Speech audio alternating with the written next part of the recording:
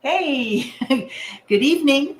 And we are here with a lot of fun. We have a lot of great giveaways tonight. We're going to be talking about convention, but our special guest tonight is Ginny Yurich, 1,000 hours outside. She's going to be our keynote speaker this year, and we are so excited about her coming.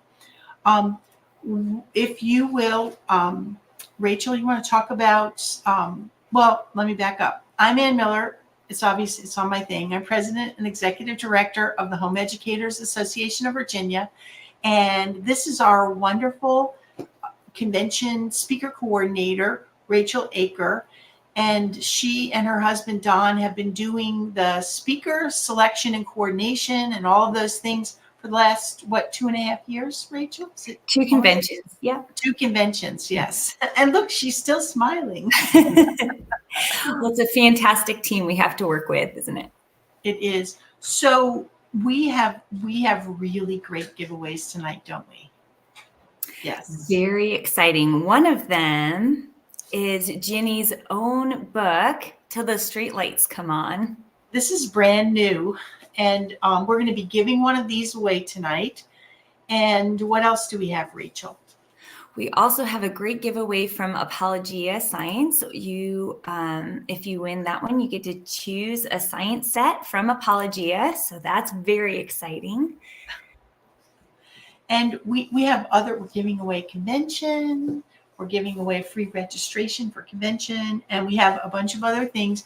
But in order to win, we have, not we, yeah, I can't even type in the chat because we're not in Facebook, but you'll need to like the post, comment on the post. I should know this by now, the drill. Like, post, share, and every time you do, you'll be entered to win. Do you want to add anything to that, Rachel? Yeah, well, to get us started, we have an icebreaker question, a little game to play to give people a chance to comment, and then don't forget to share so that you can be entered into the drawing to win these great giveaways. And the drawing closes at 3 p.m. tomorrow, so you have some time to enter if you don't catch us right away. So we're going to play a little bit of a game called Would You Rather. It is Virginia style, and would you rather spend overnight in a tree house or in a cave? That's a tough What question. do you think, Anne? Well, I've been on Airbnb and I've seen some of those tree houses. Are we talking about an Airbnb tree house? Are we talking about the kind that my kids built in the backyard? That's right. That's right. If you're tuning in, comment below to say, would you rather spend a night in a cave or in a tree house? Yes. And if you want either, you could be more specific. Like you want that Airbnb one that is like with decks and all the things all set up around it. Treehouse, Robin. Hey, Robin. Oh, treehouse. Yes. Mike Dixon, treehouse. Brandy, treehouse. You must have all seen those Airbnb ones. Terry, treehouse. Amanda, treehouse for sure. Yes. I think I would pick the treehouse. Yeah, not too many caves. No, anybody put a cave? Free house, never a cave. Sharon, definitely a tree house. All right. Okay. Lorraine, Lorraine Caverns. Now there you go. And Ginny says, oh, nope, that's not a comment for you. That's a back comment. Overnight in a treehouse or a cave, which would you prefer? And every time you like and comment and share, because Ginny Yurich is coming on in a few minutes. And so if people who know her 1,000 Hours Outside, her new book, Until the Streetlights Come On, How a Return to Play Brightens Our Present and Prepares Kids for an Uncertain Future. This is a powerful book. And Jenny's going to be talking about this tonight. And so get all your friends, everybody who's either doing 1,000 Hours Outside, who's wondering like, what is that weird 1,000 Hours Outside? Or you want to know more about how to do it and why you should do it, because there are so many scientific reasons why it's good for our kids to be outside. And so tell all your friends, tag your friends, tell them to come on. And every time you tag someone, I think that counts too. To share, to like, to tag, comment, lots of comments. That would be great. What? Well, I think that Ginny is here. And so I would love to introduce Ginny. She is from Michigan, and we are so happy to have you. Welcome, Hello, Ginny. hello. I'm here. I was late. My apologies to everyone. We were traveling home today, so we got stuck. You know how that goes. So that's sort of Yes. like the mom life. But uh, we like we like skipped dinner when we like booked it home, so Oh, we wouldn't be exceptionally late, just a little bit late. So hello to all the moms, and especially the ones who were running late today. That's right. That's right. Well, Ginny, would you take a minute and introduce yourself to anyone who may not be familiar with you and your work? Okay, well, here's the coolest thing about me. My name is Virginia. I mean, how perfect is this? I mean, that's it. That's all you need to know. I was named after my grandmother, and people call me Ginny, but it's short for Virginia. And my birthday is one day before my grandma's. We're 60 years apart, last one day. And so wow. my whole childhood growing up, we'd always have the happy birthday Virginia cake, and it was a super special thing. So can't wait to come back. We have actually been down to Virginia several times from Michigan. And I've had so much fun there, right, Anne? We went over to Sandbridge. That's what it's called, right? Sandbridge. And then we went to Virginia Beach, and there's this huge statue thing there. And what else? And oh, there's a cool playground on the beach. Like, we love to come to Virginia. So we're coming with our 5 kids. They are ages 15 down to 7.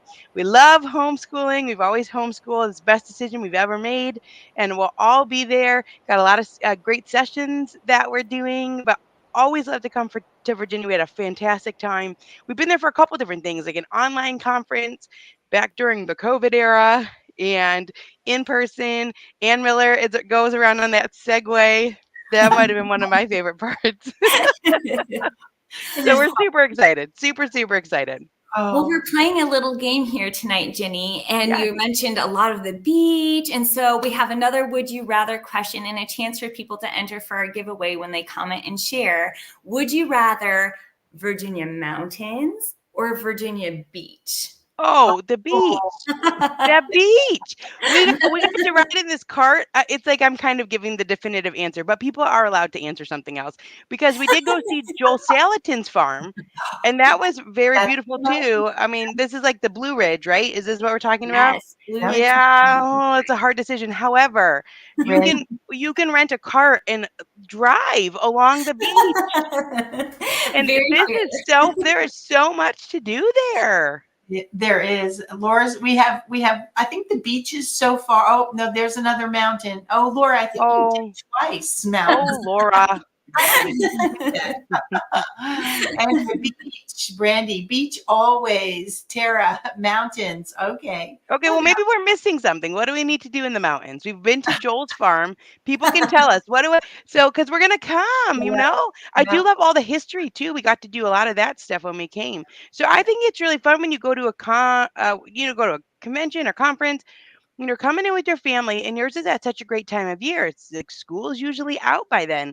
So you can wrap around some really cool travel, I think. I think it's a great thing to do. It's a really fun celebration of all that you've accomplished, or a pre-celebration if you're just starting out. You Yeah. got to celebrate. This is an incredible thing that you're doing, and there's a lot to do in Virginia. Yeah. And if you're just starting out, I'm going to throw in a pitch because if you are a parent of a preschooler and your oldest child is under 5, you can come to your first convention for free. No way. Come on. Yes. That's incredible. If your oldest is under 5 by convention, you can come for free for the whole convention, not for the add-on programs, but for the whole convention, Thursday, Friday, and Saturday. What No a charge. gift. That's the Yeah, time to go too, because you really want to be thinking about it. This is it's a big deal. it is It's a a big deal. The yeah. choice that you make has a lot of ramifications. And so it's a good time to start to think about it. And it's really fun. It's very bright. It's vibrant. It's a lot of people there. Yeah. And Ginny, do you just want to tell a little bit about your education background and maybe about how you discovered Thousand Hours Outside? Yes, I have a master's degree in education, but that does not help with homeschooling. No, no, it doesn't. You don't need that. You do not need that. And in fact, a lot of people say it's an impediment. Is that a word? I don't even know. It's an issue because you're unlearning all of these different things. I think the typical education, we're talking about classroom management. That's what we're concerned about. But when you're at home with your kid, it's individual. And that's a really special part of it. 1,000 Hours Outside was birthed out of my own failure as a mother. I was such an awful mother. I love my kids. So I wasn't awful at that part. But I just struggled. I felt like I was failing constantly and flailing constantly from the morning to the night and all through the night and then to the next day. It's hard. I did not know, Anne, that it was going to be so hard. You have a lot of kids. So, you did And we went amazing. outside every day Yeah, you when they have were to. little. It's We, for like your sanity, right? yeah, It's for your they call sanity and it's also for their development. And I think that's the cool marriage between the two. This is a win-win. When we step outside, this is helping our kids in every facet of their development. And these are lifelong benefits. So we're talking about their cognition, literally their cognition. Movement is schooling. We're talking about the neural wiring in the brain and waking up the brain, all of that kind of stuff. Even just like their shoulder girdle, developing those types of things so that they have a better writing posture. So physically it's a big deal. We're talking about emotionally, socially. It's so important to have the social skills that you develop when you're in a little bit of conflict and you're trying to work things out, negotiate. We're talking about their physical bodies, eyesight, serotonin, how well they sleep. There's so much going on. The immune system, moving the lymphatic fluid through movement, and then spiritually for families that are interested, God has given us his laws and principles through creation, so we can use that as well to teach our children. And all the while we're building memories and we're keeping our sanity. here to the sanity. We had to go out every day. This is when I had three. We had we just did anything to go out every day. And my daughter-in-law and my son live next door with two of our grandchildren. And she has your charts on the refrigerator. She's always coloring them in. And they are out every day doing things. And That's awesome. Rachel, how about you? Well, Ginny, what you said about you feel like you're feeling and flailing all the time, no matter how much you love your kids. And that I was like, yeah, absolutely. So we have lived in a variety of places. My husband's in the military. So we've lived on an island. We've lived in city suburbs. We've lived in tight, packed city. And now we have the privilege of living in the country. And so something that is different is how we get outside and how our kids free play. So maybe for some of the people listening tonight who live in the city or don't have access to a lot of green space, what are some of the things that you like to encourage or some tips and tricks when it's not as easy as opening your back door? Well, this is a question that comes up a lot. And what's interesting to me is there's just a pros and cons to wherever you end up. So there is a man named Dan Buettner. He's been on our podcast. He's the Blue Zones guy. So he has gone and he's studied all of these different places where people live to be into their hundreds, centenarians, which is a cool word. And he says one of the best things that you can do is live in a place that's walkable. So if you live in a city, that's your pro. You're in a place that's walkable. You can walk to the store. You can walk to my brother lives in Brooklyn. There's a lot of little parks and playgrounds that you can walk to. Your cons are that you probably just can't shoo your 4-year-old out the door, right? And send your 4-year-old to these different types of places. You're going with them. But there's a lot of people around. There's a lot of hustle and bustle. There's a lot to do. And you can Yeah. walk to dinner. You can walk to get your groceries, that type of thing. If you live in the suburbs, then you don't have the option for the walkable cities. But Katie Bowman, who's from Nutritious Movement, she's got this amazing idea. She's like, drive part of the way to where you're going and walk the rest. Drive part of the way to the library and then walk the last little bit. These are some fun ideas. if you're in a suburb, you don't have those walkability things, but often you have neighbors. So that's great, or sometimes not great. I don't know. It just depends. It might not be the best thing, but this is what we're missing. Kids used to play in the neighborhood all the time, and Yeah. there aren't kids out anymore. So your kids can be the ones that help to redeem that. There's a book called Playborhood by Mike Lanza. He says, have your kids play out in the front yard so all the other kids can see there's stuff going on. There's cool things going on out there. You got the neighbors, but you might not have the land or the farm. And then if you live rurally, you got all that. Maybe you got a horse. I don't know. Like you could have chickens, and that's super fun.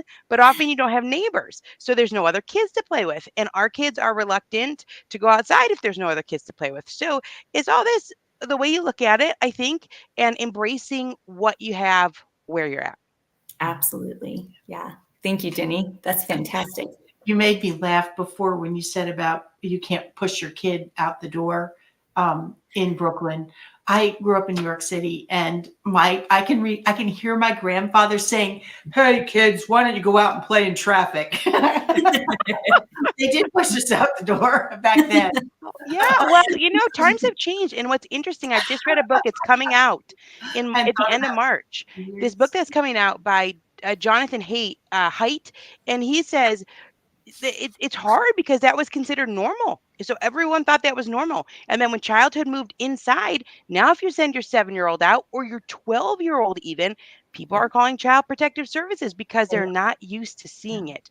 And so we have to turn that back because there's a man named Dr. Peter Gray. He was walking to the corner store at 4. He said he had to walk across a busy road. So we definitely have gone far from that. And I think there's a lot kids can learn from having some free play and some independence at the right ages. Yeah. Yes, Sure. absolutely. Sure. Do you want to ask the next? we have.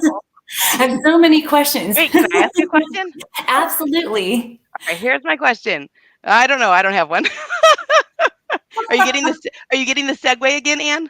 I hope so. Yeah, I need that. I can't. It's so far to walk. Speaking of walking, I probably should walk, but well, it's a big convention, and you're needed. You're needed from place to place to place. Yeah. Oh, so, okay. So where should people stay when they come there? Oh, where should they stay? Yeah. Where's the ask you questions? Well, there are. If you go on the website, we have the conference hotels, which are right across the street, and I don't know that they're sold out yet, but they're very convenient. Yes. And then, some people actually get Airbnbs. I have a lot of friends who go with friends, and they'll get an Airbnb downtown or an Airbnb close by to the Richmond Center. So that's something to think about. Ooh. They come as couples, and then they do meals together and stuff.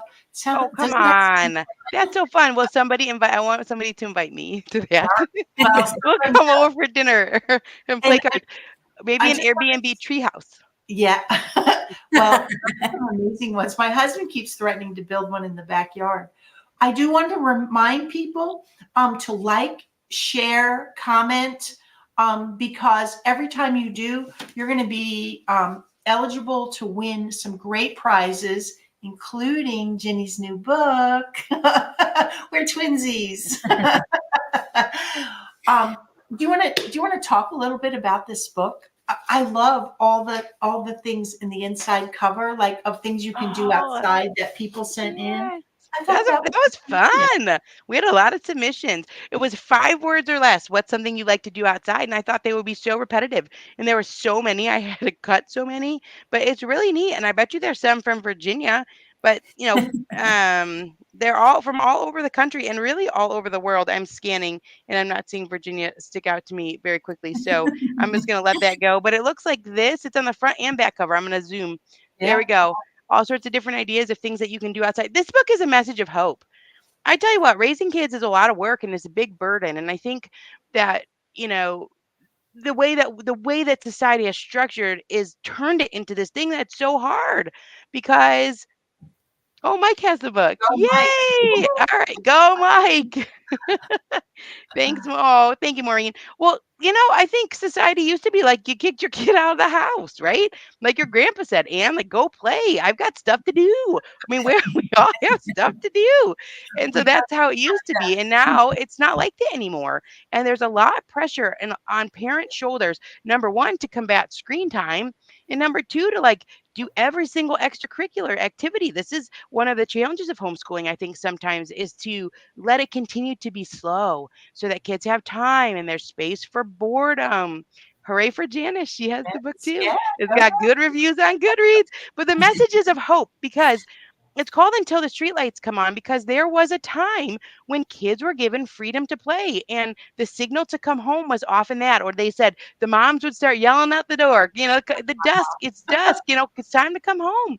And you had this signal, but you had freedom during that time. And I think well intentioned, we've moved away from that to the situation where everyone is struggling more. The kids are struggling. I mean, anxiety is through the roof, mental illness through the roof, depression. Well, the parents are struggling too because we're constantly having to answer for screen time and everyone's bugging and you're trying to get from this activity to the next and juggle all of it. But the answer lies in this simplicity that we can do less and yet gain more through play, through nature play, through open space. And so that's why this is called How a Return to Play. It gives us a good today. That's what we want. But also, this is what prepares kids for a future that is rapidly changing. And that's the world that we're in. Our kids are going to have jobs that don't exist yet. And this has always been the case, but it's changing faster. So, how do we set kids up for that? Worksheets? No, no. Through Right. play, through open-ended experiences, through adults telling them what to do. No, because they're going to have to figure it out on their own. There's this woman named Dr. Jean Twenge. She wrote a book called iGen. She's an expert on generational change, which is pretty fascinating. And she says that in her college classes, kids are coming to college today and they can't even answer simple questions without texting their parents. And that's because they've had a whole childhood where they haven't had to figure out any decisions for themselves for the most part. So there is a way to do this that alleviates a lot of the burden that you feel while also making today feel good. A good today, I think, is what prepares us for tomorrow. So it's a great message for homeschoolers. Right. Right. And Right. it's amazing what just a step outside can do to change your day from a bad one to a better one. Mhm. What have you found has been some of the best benefits for your family as you've built your business and incorporated all of these things into your own lives? What have you seen in your own kids and your own family that is your favorite part of what you do? What's fun? Right. I mean, this is super fun. I mean, we're having a great time over here. We've got teenagers. I remember, like, you think the drudgery of teenagers. Like, no, I just got back from Colorado with, is it Colorado? I don't know. Anyway, whatever it is, doesn't matter. We're coming to Virginia, so who cares how you say that? But I went over there to videotape for MOPS for the fall, and I took my oldest daughter, and we went and hiked the Rocky Mountains. We had one little morning to do it, and I had to put cleats in my shoes, and I couldn't even breathe. You're like at 10,000-foot elevation, but we did that together, and it has just been so special from the time that they were little now through their teen years. We're going whitewater rafting, we're taking hikes, we're doing simple things too, just sitting out and reading books. But all of it is meaningful and it gives a sense of a very full life. And it's easy to get bogged down in the details. Or homeschooling, you got your curriculums and you've got your things that you're responsible for. You're responsible for every meal. You're responsible for all the friendships. There's a lot that you're responsible for. And this infuses a lot of fun and a lot of meaning and a lot of memories, a lot of foundational connection with your crew, with your kids. They remember it because all these sensory experiences, it's all the different senses that are involved. So we'll go places and my kids will be like, I remember last time we were here, we talked about such and such, Like no one is like, hey, remember 5 years ago when we were playing that video game? Like nobody remembers that. But they remember this. So I Yeah. mean, it really does help them in every facet of their development. But to me, that's the best part. Second best is we've not had to go to the doctor like in 10 years plus. I mean, this is really helping with their health. So I'll throw that out there as a nice bonus because, that's been kind of nice too. Well, that's a huge bonus because indoor air pollution is a real thing, especially in the tightly insulated homes that many of us have. Mhm. Not this one, but some of us have a tightly insulated home. Amber says she needs ideas for cold weather outing. My kids will play outside, but they are requesting hiking and learning. I don't know where to start. Ooh, start with what they're requesting. I think this is a great idea. I always think, your kids are so smart. What a great question. What smart kids you have. I tell you what, I always say to start with hiking because if you have a child that's in a wheelchair, if you have a child that you're carrying in a backpack, there are so many accessible hikes. So lots that are paved or they have boardwalks. So there's a lot of options there. And go on one that's a half a mile or a mile. Bring a friend. Always bring a friend. Try and convince someone to go with you because then the kids have someone to play with. It's a little safer. You've got an extra pair of eyes. Bring some good snacks. And then your hike will give way to the learning because you're going to encounter things that everyone wants to know about. We were at one time in the Upper Peninsula and saw these things that are called ghost pipes.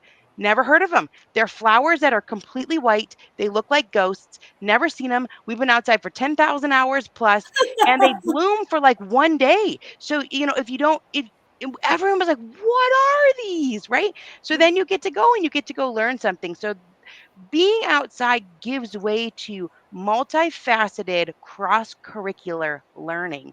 And that's a type of learning that sticks because you can pull anything in. Like if you're giving away apologia, right? Like apologia, they're talking about the creation confirmation. And so you're pulling in the biblical, you're pulling in the science. There's going to be math there. There's going to be geography. You're going to learn history. You can learn art. There's so many ways that you can weave that together. So if it's cold, my suggestion is don't wear cotton against your skin. Cotton absorbs moisture and stays wet. And so you get cold. When you're wet, you're cold. You want to wear something like synthetic or wool if you're not allergic. And that's going to help your body stay warm. And that's what we do. You're going to layer up hat, gloves, all the things, warm boots, maybe some wool socks, and go to a place where you can warm up. So if there's like a nature center or something like that where you could go in for a little bit to have your snack, that really helps. It does. I love that you said snacks a couple of times. Snacks motivate my kids to do a lot of things. So I think that's fantastic advice. Remember the snacks. Mhm. Yeah. A walk, a hike will not be any fun if everybody gets hungry and cranky. True. That's right. Yep. Uh, that's so cool. I didn't even think about the biblical aspect. Thank you for I didn't know that about cotton. I knew that wool was always good to wear, but I didn't realize that cotton should be a no-no in the cold. It's good to know. Mhm. Um, I have so many questions in my head for you. Rachel, do you have another question? Well, I do. I know, Ginny, you have 5 kids and you have 8 kids. I have 4. And when you're bunching kids of multiple ages together and you're trying to get school done or their physical abilities are differing, what are some of the things that you do to accommodate for the different levels that you have in your home as you're homeschooling or doing different activities? I think it's so neat that kids can learn together. That's what we try and do the most. Love to focus mainly on the read alouds. And Sarah Mackenzie's got such a great book called Read Aloud Family, where she talks about that. There's a lot of resources for that. The science can be done together. Like I said, those apologia books, we have those. We love them. I just saw they're coming out with a new one, Zoology 2. What was interesting to me is that those books are interesting to any age. You're there, it's interesting to your 6-year-old and your 16-year-old. We have this mystery of history, same thing. Everyone's interested, and she does a good job of taking different types of activities that you could do for different ages. So there's so many things that you can do. Any sort of outdoor study, anything involving nature, you can take a nature journal with you. It all is adaptable to that age and stage and ability of that child. So everyone is learning. Peter Gray talks about this quite a bit in his book, Free to Learn. He says that one of the oddest things that we do is separate kids by ages because we're meant to learn in multi-age environments in many different ways. And so, I mean, that includes the grandparents, right? Like one of the benefits of homeschooling is you can spend more time with grandma or grandpa or aunts and uncles or extended family members or family, maybe through your church or whatever, that have the same interests as you or will love you in these certain ways and give you attention. So I think we have to look at it as a blessing. It's it's chaotic. It's more chaotic. Also, when you're in a classroom and you have a bunch of second graders, they're not all at the same level. And so there's a misconception there that just because children are the same age, they are at the same levels of learning. And that is not true.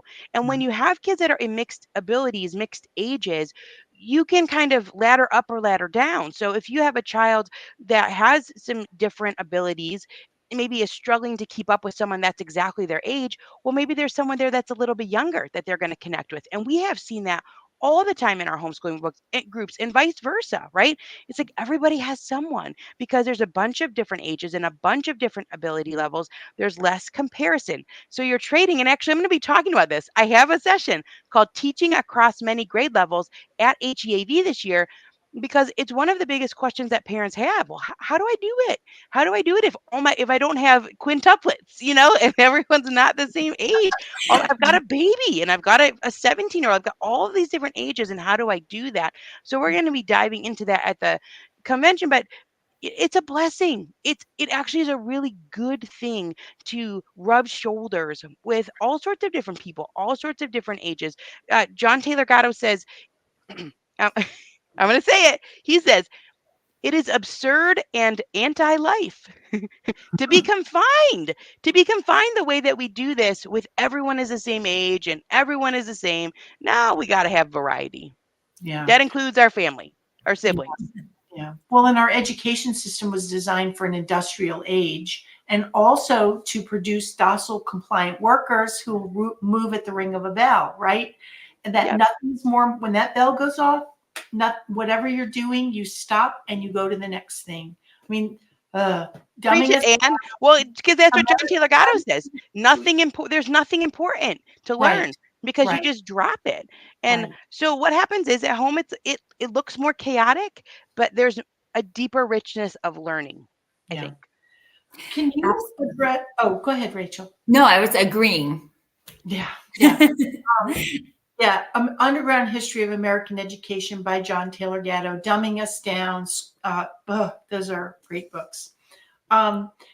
You're talking about, can you talk about self-directed activities? Because a lot of the things that I'm hearing you say, and I think other moms and dads might hear thinking like, oh, I have to organize all this. I have to make this happen.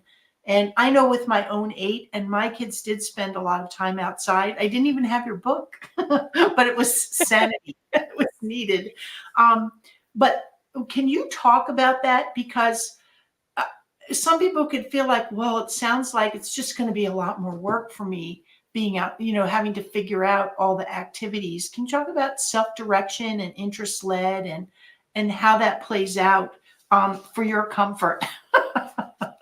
Well, I think it's really a special thing because the kids have a time to dive into what makes them tick and what they love to do. And that's really important. Once again, in a world that's rapidly changing, there's a Kim John Payne who wrote Simplicity Parenting said that by 2035, 75% of jobs will be had by entrepreneurs and or people that are juggling several different jobs. And we see that, right? I see that in my own life and friends' life. People, you're homeschooling, but you got a side gig, the husband, it's the same thing. People have a lot of side things that are going on. And that involves a lot of self-starting. It involves being able to reach inside of you and find motivation and find things that you love and go for that. So a lot of people call play unstructured. Back to Dr. Peter Gray and what you're saying, Anne, he says it's self-structured. It's not unstructured. Play is never unstructured. It always has structure to it. And if the child is the one that is allowed to structure it, then they are learning that skill for life. I think one of the hardest things for me was going through a K-12 education and leaving and getting these degrees and then being like, now what?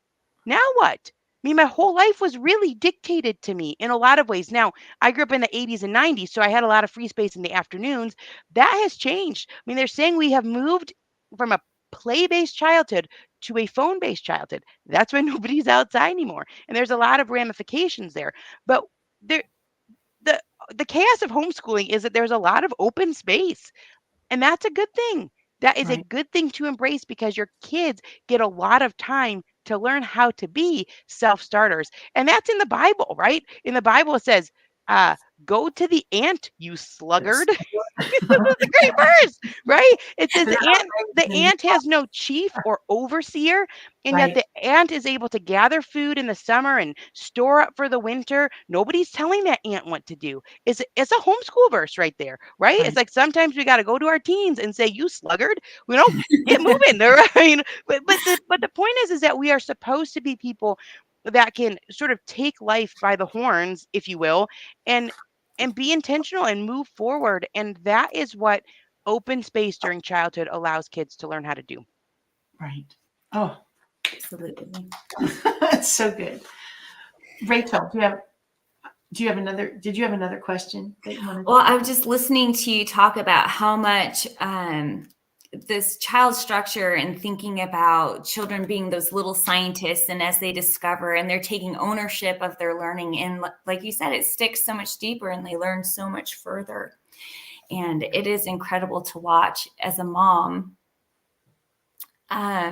We do have a few spoilers for convention. Like you said, you are giving a topic on teaching multiples, and you're going to be giving a workshop on combating screen time in a tech-heavy world. And then you're also going to do our keynote on how homeschool families thrive. If you could give us one spoiler that you feel comfortable sharing with us of maybe something that we could be listening for. Well, okay. It doesn't make any sense that homeschool families thrive, does it? It makes so much more sense that you would thrive if you get rid of them during the day. So this is a really important topic because Yeah. we have to be the ones that are spreading that message. If you're struggling, it's a good reminder. If you're new, this is good news. This is going to be great. There are going to be hard days, but everybody has hard days. That's part of life. You are going to be so glad that you made this decision. And I think we have to have this message to share with our friends and our family, when they're feeling down. We're talking about screen time. What is on the horizon? AI companions. This is a very important topic for homeschool parents. We have to be talking about what's going on. It's bananas. It's bananas. There are 20 million users spending 2 hours a day in virtual worlds with virtual people. This is a big deal. So we're going to be talking about that. We're going to be talking about how nature immersion sets kids up for lifelong success. So lots there. And I know not just me, there's going to be so many amazing speakers. I'm on a panel with Ruth. So I don't know, is that a spoiler too? Am I spoiling everything? Oh, spoiler. It's wonderful. We do. that's We a have great a spoiler. panel. You're my, so I love Ruth. Yes, Ruth Cho Simons and her husband Troy. They will be doing a interview style keynote and another conversation with Ginny. The two of you are going to be having a conversation together, which should be so awesome. Amber says, "I cannot wait." Thanks, Amber.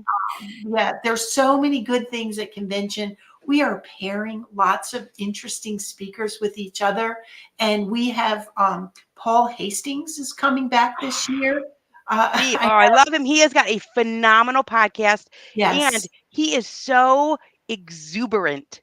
Is he that a is. good word? Yeah. He's Yes, fantastic. he is amazing, and his podcast is Compelled. If Yes. you want to check in on him, incredible testimonies. Oh my Yes. word! And he has more energy than 50 kids put together. But he's going to be doing a lot of our questioning and interviewing. So Tara, yes, yay, Compelled. That's so Excellent. perfect. Yep. So Paul's coming this year, and we have our regular workshops, but we're setting up some interesting conversations with different speakers on all kinds of topics. And the schedule should be coming out probably in the next 2 or 3 weeks, maybe. That's our hope. We're hoping that I'm we'll the have holdup, this so you can blame me. Well, we have some really great sessions like we've held in the past. And like you said, some new options this year. And so some for sensory balanced homeschool and our special needs conference. We have our neuroscience-based approach to homeschooling, workshops on executive functioning, all those in our special needs conference on Thursday, and some really great sessions for everybody to be able to glean from. Yeah, we have a lot. And also, we're going to have a lot of book signings. Ginny's going to be signing her book. And Ruth Cho Simons is going to be signing her book, or actually bring any of their books. I'm sure they'll be happy to sign them, or just pick some up off their table and pay for them. Don't just pick them up. Right. That was a cool thing. I don't know if you do it every year, but I remember you were, even at the HEAV booth, you had all of those books that are so impactful. Like you had the main ones. And I just thought that was so awesome. You have to invest a little bit in your learning, because there is a lot of messaging that will come against you, and that's discouraging. But that reading, like if you read a book like John Taylor Gatto's Dumbing Us Down, which is 5 or 6 chapters, it's very short. That's going to strengthen your resolve. And I thought it was awesome that you guys had a lot of those that were offered at the convention. Just grab 3 or 4 and read a chapter here or there where you can, and it will increase your resilience to some of those harder days. Yeah. And the thing, as we're educating our children, we also get the chance to educate ourselves. And we can fill in all the gaps that we have. Everybody has gaps.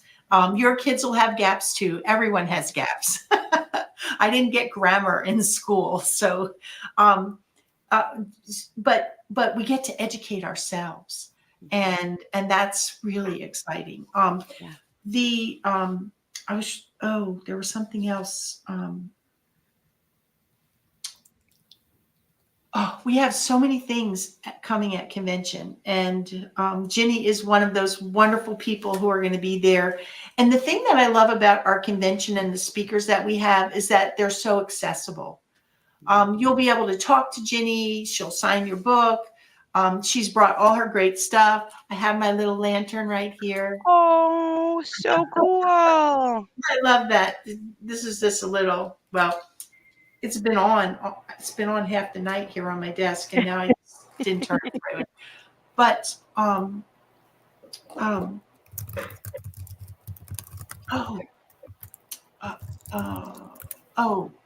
yes.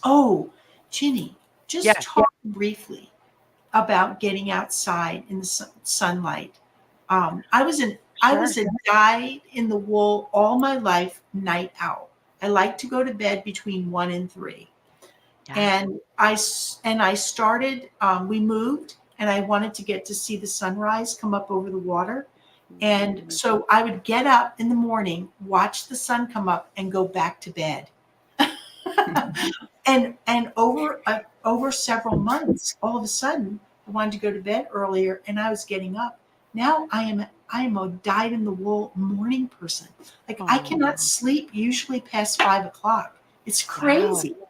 I know. I used to like to go to bed at 5 o'clock. But I didn't know. I just thought, wow, this is crazy what God did. But would you just share a little bit of that? Because it's something between now and convention that could help a lot of moms. And Sure. Well, and then come bring me a report how it went for you. Actually, during COVID, and all the states were different. Michigan was a rough one.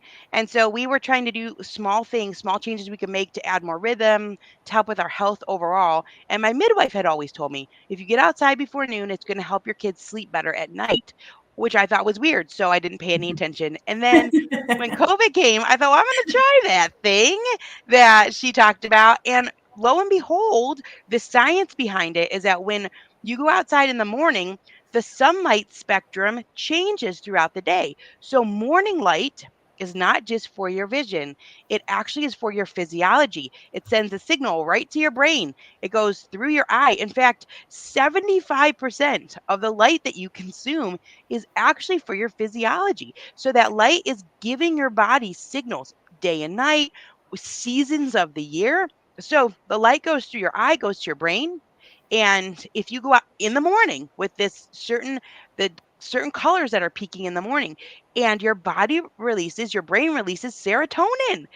And that's what makes you feel good. So here we go. If your kids are grumpy, you just go for a walk in the morning. That's a really good way to start your homeschool. We were of the mindset of let's get all the work done and then go out in the afternoon. And I think a lot of homeschoolers schedule their day that way. But if you could get 15 to 20 minutes in the morning, this is going to shift the way everybody feels, including you as a parent. And then here's what happens. This is how God made it. The serotonin turns into it's the precursor for melatonin. So you know those days when you're outside for a good portion of the day and you're so tired at night that you cannot keep your eyes open, you just zonk out. Well, you could have that with your kids, that are happy in the morning and they're sleepy at night. And this is basically a miracle. This is like all that we want, right? But it's a good thing to notice. And so you could try it. Give it a try. Give it a try between now and convention. Say, hey, most mornings, even if it's cloudy, the amount of full spectrum sunlight, which is measured in lux, candlelights, is so much more than anything you would ever experience indoors. And so you just get out there, take your morning basket out there, take out your Matthew C, whatever it is, you could do that. You don't even have to go for a walk. Just take out a little bit of your schoolwork if it's warm enough, and you're going to read some books together or do something like that. And it's really going to help. There are over 100 body systems that are dependent on the day and night cycle. We are made to experience bright days and dark nights. Yeah, Winnie says great idea. It is. And it's only 15 or 20 minutes that you need to get the benefit. Yeah. Hat says, yes, they recently, missed that, have been trying to spend time outside before school starts. Yeah. Just makes such a difference for mom too. And this is a beautiful time of year to be starting to getting out. Our flowers are starting to bloom here. I don't know about in Michigan yet, but we're starting to get some, even just a few splashes in a mud puddle. Kind of help change everybody's perspective. Thank you so much, Ginny, for all of your wisdom and your wealth of information that you shared. And we are so excited. It's wonderful. We love how enthusiastic you are and all the knowledge that you bring with your enthusiasm and the passion that really does help families and kids and makes such a big difference. So thank you so much for coming tonight. We wanted to thank all of our sponsors who have been so generous that we haven't had to increase our prices this year for convention. And so more people you have access to come and listen to great speakers like Ginny and hear more about what she has to say and share with us in June. Yeah. We could not have the convention without these sponsors because the convention registration would be so high. Instead of 10 or 11,000 of you, we probably have 200 because we could not do this convention without the sponsors. And we are so grateful to them. And this year we're really excited. Trail Life is having an adventure camp in the exhibit hall. So there have all kinds of things to throw and fun activities. And American Heritage Girls are also coming and they're going to have a big display. We have so much. We are doing a special pastor workshop. Pastors are invited to come free. And so you can invite your pastor yourself and they can just go online and register. Or you can ask us to invite your pastor and we can do it anonymously, or we can say, hey, Jim and Sally said, you might be interested in coming to the convention. And we're going to have a great lineup of pastors speaking to pastors, including Steve Denny, Abraham Hamilton III, Israel Wayne. They're all going to be there for the pastors. So if you have a pastor and you want them to get excited about supporting home education, or even just to come and find out what it's about, they can come to the whole convention or any part of it for free. And also we have an incredible sponsor in Herzog, and they are paying for reception for the pastors. So tell your pastor there's going to be great food. And I gotta love our sponsors, yes. And we also have to love Josh, Ginny's husband, who reminded us that Ginny has a great podcast. In case you were wondering, That pop right. up there. Right. Funny. great podcast. And they do, because Ginny, you can hear her like throwing out all these facts and all this information. She has all these authors on her podcast, and the conversations are rich and deep and often scientific, of the reasons of why things work, or why we should do things with our kids, or why we shouldn't do things with our kids. They're so rich and lively. And I know that early Justin early, went well early. I was just talking about him today because he did these things. He's got some really fantastic books. Habits of the Household. He's from Virginia. He's I know. he's right from your area, right? And he had a book that came out about relationships, and one of the things that he does is he tries to have these events somewhat regularly where he brings different families together that don't know each other so they can get to know each other. So I was just talking literally this morning to someone about that idea. He has really practical ideas. So yeah, he's been on a couple times, really like him. And I tell you what, Steve Demme really changed my life. We haven't done a podcast, but he really brought back my homeschool resolve, in a spot where I was really tired. Like I think when I had 5 kids, 8 and under, and those were some hard years, right? And I just felt burnt out a little bit and struggling with the social piece. All the other kids were off to school, like they had lost some of their friends and that type of thing. And I went to a convention with Steve Demme, sat into, one session of his, and I will tell you, it changed my life. He's one of the ones that's going to be at the convention. I love Adelaide from Talkbox Mom. She adventures. She takes her kids all over the world. I know. Yeah, so she's super inspiring.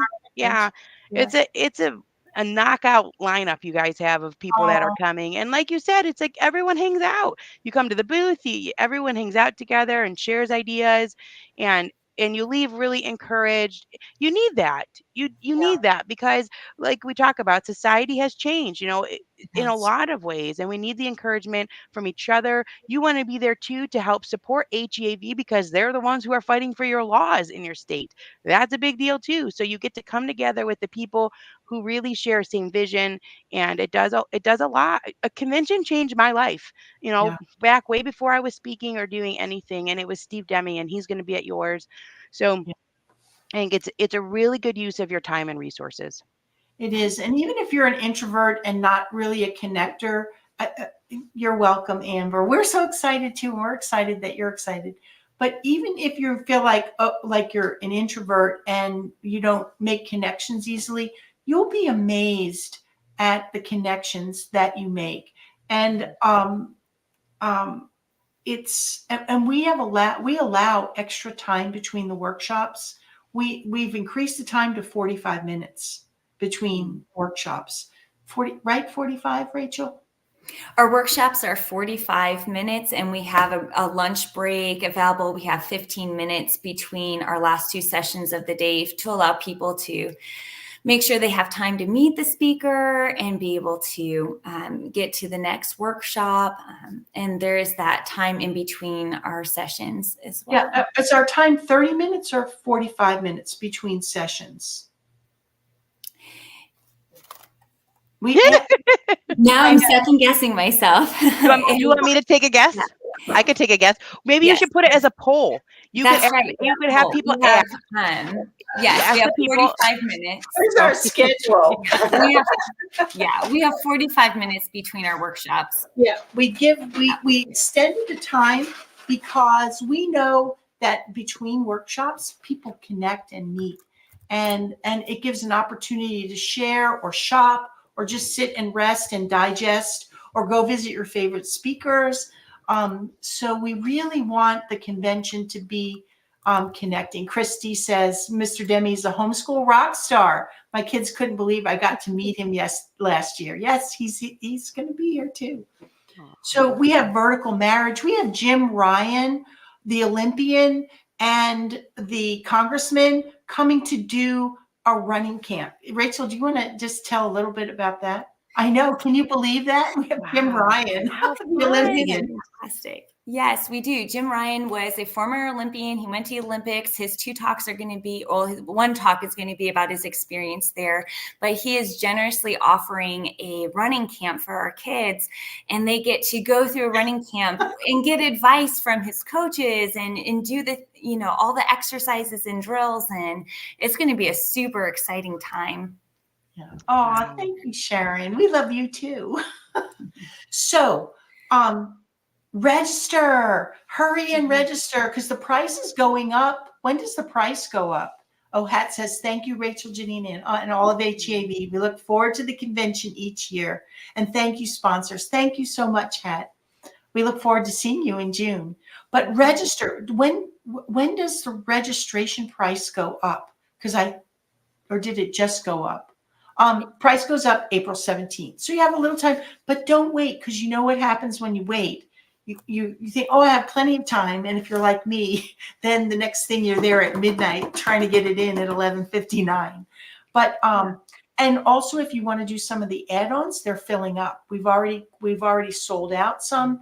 And so if you're interested in some of the add-ons that we have, and we have a lot, it's all on the website. And we also, I meant to mention, we have the Art of Marriage. It's a brand new Art of Marriage from Family Life, who does Weekend to Remember. And if anybody's done Weekend to Remember, they're amazing. And they will be doing a brand new Art of Marriage, the Art of Marriage at convention this year. So if you can't get away for a whole weekend, you can come and get a crash course on Thursday at convention about for marriage. And it's not just if your marriage is in trouble. My kids, I didn't even know Art of Marriage a bunch of years ago, the Weekend to Remember. My kids were going to Weekend to Remember, and I didn't even know it. They were volunteering there because it strengthens your marriage. And of course, marriage is the foundation of a family. And so it's a wonderful opportunity at convention. What else, Rachel? It's probably time for us to go. I think we want to say in-person things are really important, even though my name's not Rachel. I just jumped in. Feel free. I mean, this is really, it truly has changed. There's a lot of information you can get online these days, but there's something to be said about coming and connecting with other homeschool families, letting your kids connect if you're going to do some of those kids programs, because we are experiencing this like death of relationships, and there's all this loneliness, and it can be real easy to say, I get to sit at home and watch this or watch that. But there is something that happens when you come and you gather in person and you do things that are embodied. That's the word, embodied experiences. That's what we want our kids to have. It's good for their social skills. Yes. I really like that my kids get to see that there's lots of other homeschoolers. I think there's benefit just in that they are not alone, that it's not this small thing. There are tons of homeschoolers out there.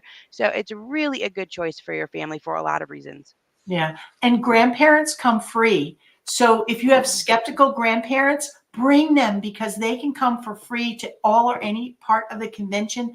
And I cannot tell you how many stories we hear of transformed attitudes about homeschooling when they see the resources, when they see the people, when they see the families together at the convention. And also skeptical husbands. Bring a skeptical husband. And go to the free. Oh, we have free How to Begins all day Thursday. So, and free shopping afterwards. I mean, now that's a deal you cannot beat. We have 3 sessions on introduction, how to begin, and all about the Virginia law. And we have tours of the Richmond Center. We know it's big, but we have welcome tours that will orient you to the whole space. And then if you come for the free How to Begins, you get to shop when the exhibit hall premiere opens at 5:00 on Thursday.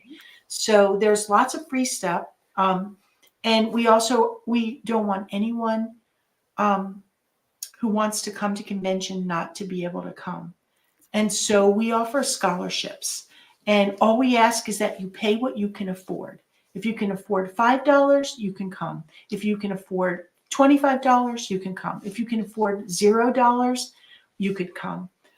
We just ask that it's a sincere financial need. There's a form on our website that you just have to fill out and And we don't want you to miss this, because we know how life-changing it is. We hear from thousands and thousands of families how convention changes their lives. And because we have speakers like Ginny and Ruth Cho Simons and Steve Demi, and we have so many wonderful speakers. And Ginny, thank you for being with us tonight. We just love you so much. And I can't wait to see you. I feel the same way. Same way. Thank you so much for having me. And it's coming soon. We'll see you in June. Goodbye, Yes. Ginny. Thank you so much. Bye, everybody. Bye.